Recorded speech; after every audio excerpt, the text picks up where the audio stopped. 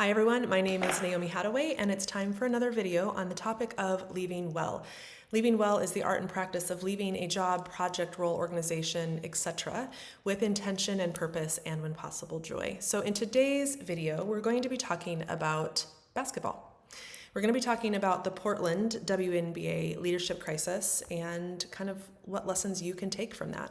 So what we're going to talk about is what happens when a $125 million sports franchise can't keep a president for longer than 90 days.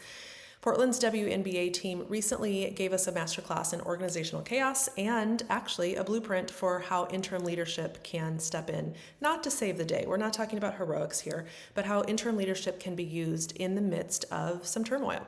So we're going to talk first about kind of the timeline of what happened here. So in October of 2023, there was a first ownership attempt which collapsed days before the announcement due to disagreements about the Portland WNBA team's name and some conflicts of interest.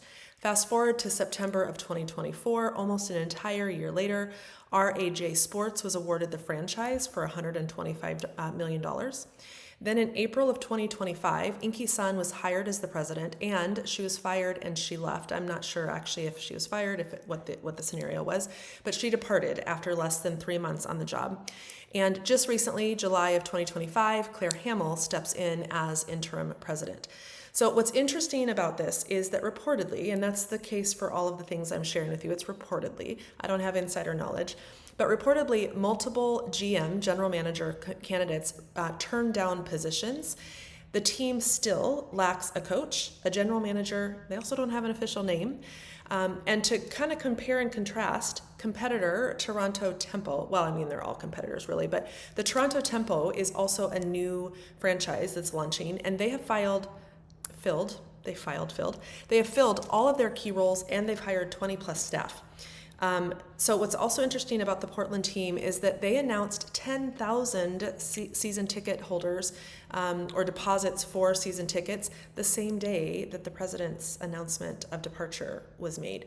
So one of the lessons here is be strategic about your communication strategy.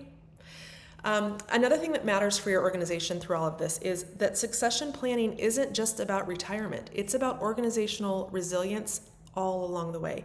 And the Portland WNBA is a prime example of how succession planning actually matters on the very front end, not just at the end.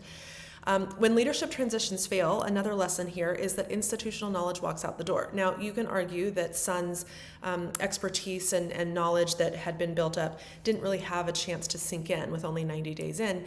But the other thing that's important to think about here is that the staff, which I call the stayers, the staff is impacted by this, regardless of how long a leader is in a position. So let's talk a little bit about Clare Hamill as the interim leader. So Clare was at Nike for 43 years, including the role and the position of VP of Innovation Integration. She also created the Women in Nike program, which hired dozens of retired women athletes into leadership, which is pretty darn cool. Clare also received the Nike Founders Award in 2021, and she has deep Portland roots and women's sports advocacy as part of what runs in her veins. So what I'm encouraging, not that Claire's going to watch this video, but if she would, what I would encourage that she focus on, and what I think your interim leader should focus on as well, if you bring an interim into your organization, are the following 5 things. Knowledge transfer protocols. It is so important to document every single thing that the leader knows.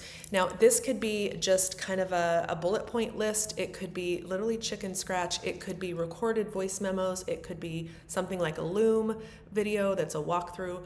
It doesn't matter the methodology. What matters is that it is documented. The other thing that's really important to focus on during transitions like this is the confidence of interested parties. Now, stakeholder is the common term that we use. I don't use it because of some pretty harmful connotations for our Native American folks, but the interested parties' confidence is super important. So you can address the why now questions, the what next questions head on for the people that have an interest. And for the WNBA, this includes fans, it includes future players, it includes the team, it includes competitors. It's widespread, it includes the board. Another thing to focus on, and that Clare should focus on during this Portland interim president role that she's in, is cultural assessment. What's working, what's broken, what's missing? There are all sorts of things in the news with regard to the Portland WNBA team around the ownership, and maybe there's a lapse in communication, maybe there is some values misalignment with the previous president. Again, who knows? This is all just speculation. But culture is a part of an organization, whether you know it or not. And culture changes every single time there is a shift in the team dynamics. So whether that is a player leaving, a coaching staff, back office, front office, the president, whatever that is, culture shifts, and it's the same at your nonprofit. The other thing that's important to keep in mind, and hopefully Clare knows what she's doing in this regard, is strategic continuity. So keeping the long-term vision, which is, for this case, in the Portland WNBA's case, it is a full arena. It is sold out season tickets is their goal. A really badass team that they are able to bring together. That's a long-term vision, right? Wins, a great schedule, all of those things. But she's also going to have to fix immediate problems. And that's something that you're going to want to look for in the interim leaders that you bring into your organization.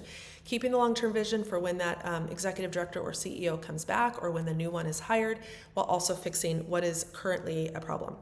The last thing that Clare should be focused on as she takes on this interim presidency role is succession planning so that crisis doesn't repeat. It would be not a big deal for her, especially as she's just starting to build some systems so that they don't experience this in the future.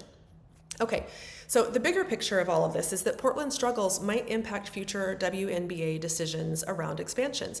Similarly to your nonprofit, your woes and your troubles around leadership transitions, workplace transitions, succession planning, that impacts the broader sector. It impacts your partners if you are working together to solve a certain issue with your community members, for your community members, alongside your community members. It also impacts funding. So the key here is that if you are on a path to organizational resiliency, capacity building, all of those kind of things, if you're in conversation with your funders about this, but yet you fail to set your organization up for success, you're also impacting future funding decisions, future expansion of funding across the ecosystem of your organization.